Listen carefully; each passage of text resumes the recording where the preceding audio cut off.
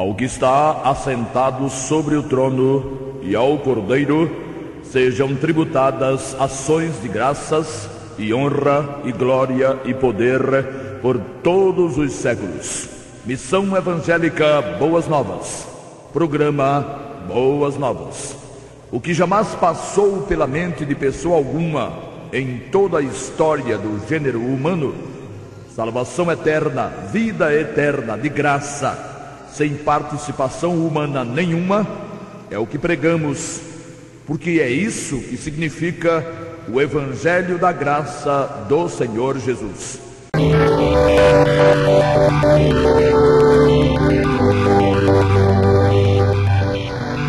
Mas vós sois dele, em Jesus Cristo, o qual para nós foi feito por Deus sabedoria e justiça e santificação e redenção, para que, como está escrito, aquele que se gloria, glorie-se no Senhor.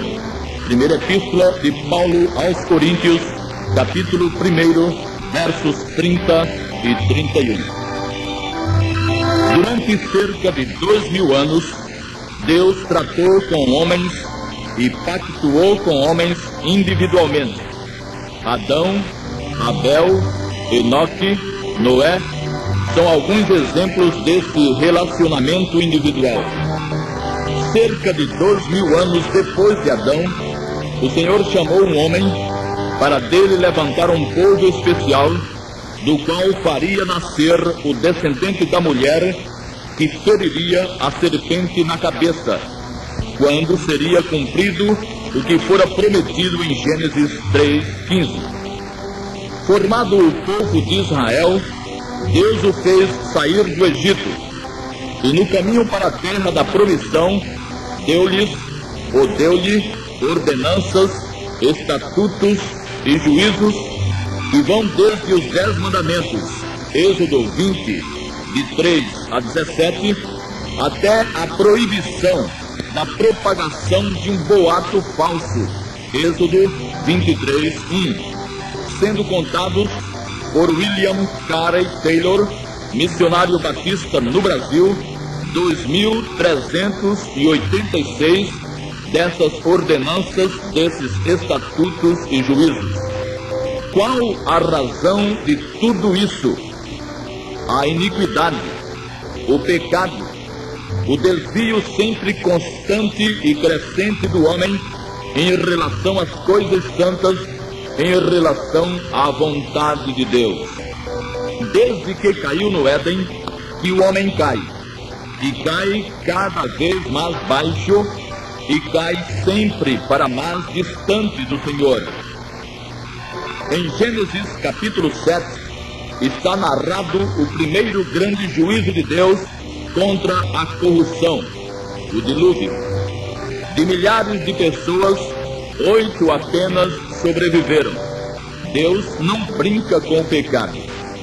Em Gênesis capítulo 19, novamente o juízo do Senhor se derrama sobre Sodoma e Gomorra, e a causa é a mesma. Em verdade, o clamor de Sodoma e Gomorra tem se multiplicado e o seu pecado tem se agravado muito. Gênesis 18:20. O pecado na humanidade é a mesma história repetida N vezes. Para que houvesse a mínima possibilidade de que a promessa de um Salvador se tornasse concreta, Deus estabeleceu diretrizes, colocou marcos a serem seguidos pelo povo por ele eleito. Mas o inimigo que enganara o casal primitivo, Adão e Eva, continuou sua luta devastadora, e na genealogia do Senhor Jesus aparece Salomão, filho de Davi, com a mulher que foi tomada de Urias, conforme Mateus 1:6. Não fora a misericórdia do Senhor em eleger um povo e dele cuidar com desvelo e rigor, e não teria sobrado na terra nada, nenhum homem para contar a história. E o plano original de Deus na criação do homem não poderia jamais ser restaurado, o que constituiria vitória do inimigo. Mas graças a Deus, que na sua infinita misericórdia ele providenciou o modo como poderia restaurar a sua glória na terra, fazendo nascer como mero homem seu próprio filho, que na mesma carne de Adão, com as mesmas carências e necessidades e em circunstâncias adversas, pois enquanto Adão foi tentado em um jardim, saboreando todos os apetitosos frutos ali existentes, Jesus foi tentado em um deserto, por um período de 40 dias, sem nada comer e beber, e mesmo assim, derrotou o inimigo. O mesmo inimigo que conseguira vencer o primeiro Adão no Jardim do Éden, era agora vencido pelo último Adão, o Senhor Jesus, não só no deserto, mas ao longo de toda a sua vida, e finalmente na cruz. Jesus venceu o inimigo por ter satisfeito todas as exigências, não só de Deus, mas do próprio inimigo. Exigências que Deus estabeleceu na sua lei, exigências que o inimigo queria ver satisfeitas para se dar por vencido. O inimigo teria de satisfazer, aliás, o Salvador teria de satisfazer plenamente tudo aquilo que estava escrito, tudo aquilo que era legal, mas teria também de deixar mudo o inimigo, sem a menor possibilidade de assacar qualquer acusação, como séculos atrás fizera contra Jó, conforme está escrito no livro do Patriarca, capítulo 1, versos de 8 a 11. A vitória do Senhor Jesus teria que ser o que foi: completa, total, incontestável. Mas, e daí? Jesus venceu o inimigo. O inimigo reconheceu a derrota, tudo bem. Mas Adão foi derrotado e o homem, todo homem, qualquer homem, é uma repetição de Adão. É uma repetição da derrota. Por isso mesmo a Bíblia assinala: não há um justo, nem sequer um. Não há quem entenda, não há quem busque a Deus. Todos se extraviaram e cada um se fez inútil. Não há quem faça o bem, não há nenhum sequer. Romanos 3, 10 a 12. E só havia uma solução, só havia uma fórmula. E a solução e a fórmula foi e é que o homem que nasceu de Adão e herdou dele tudo o que ele, Adão, pôde transmitir, nascesse de novo, agora de Jesus. E nascendo de Jesus, herdasse tudo que Jesus conquistou no corpo e na ressurreição. Nascendo de Adão, o homem herdou uma natureza pecaminosa, um corpo e uma alma mortais e um espírito imortal, mas destituído da glória de Deus.